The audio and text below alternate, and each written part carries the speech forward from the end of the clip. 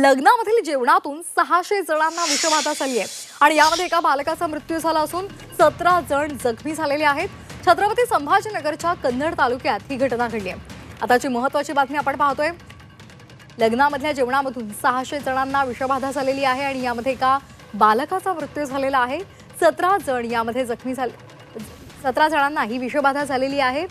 छत्रपती संभाजीनगरच्या कन्नड तालुक्यामध्ये ही घटना घडलेली आहे।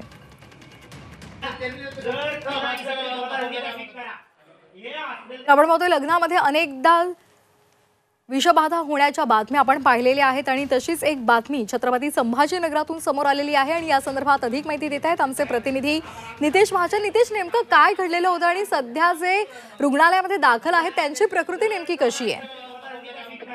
छत्रपती संभाजीनगरच्या कन्नड भागातील अंबाला येथे ठाकर समाजामध्ये 8 जोडप्यांचा जो आहे तो सामूहिक विवाह सोहळा होता आणि या ठिकाणी जे आहे तर अन्नातून 500 ते 600 जणांना विषबाधा झालेली आहे। सध्या ज्यांच्यावर उपचार रुग्णालयामध्ये सुरू आहे त्यांची प्रकृती चांगली असल्याचं डॉक्टरांचं म्हणणं आहे।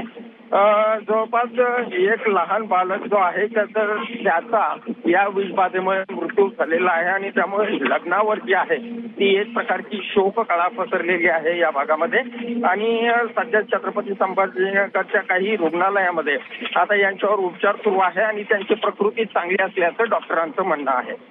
अगदी धन्यवाद नितेश दिलेल्या सविस्तर माहितीसाठी।